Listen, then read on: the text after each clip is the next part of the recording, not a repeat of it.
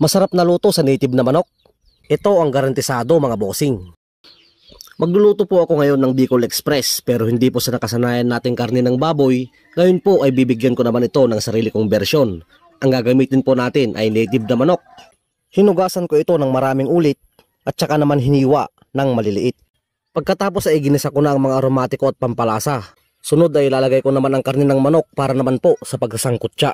Naglagay na rin ako ng paminta at patis na pampalasa. Saktuhan lang ang lagay dahil maglalagay pa tayo ng bagong alamang mamaya. Sasangkutsahin lang natin yan ng maayos hanggang sa maiga ang sarili nitong katas at tuluyang magmantika. Dahon ng laurel pandagdag aroma at tanglad pantanggal ng lansa.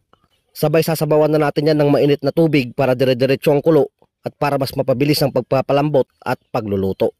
Pagkalambot ng karne ng manok, ilalagay ko na ang bagong alamang. Hinugasan ko po yan ng isang beses para hindi naman sobrang mapaalat ang ating niluluto. Sabay lagay ng siling berde at siling almoranas para naman may sipa ng anghang. Kaunting halo pa, tsaka naman natin ngayon ilalagay ang kakang gata. Kaunting halo pa hanggang sa maging sarsa ang nilagay nating gata at maging ganito na ang itsura. Sawa ka na ba sa adobo at tinola? Subukan mo na ang reseping ito. Napakasarap na pang ulam at the best ding pang pulutan. Native Chicken Bicol Express mga bossing. Thank you. God bless.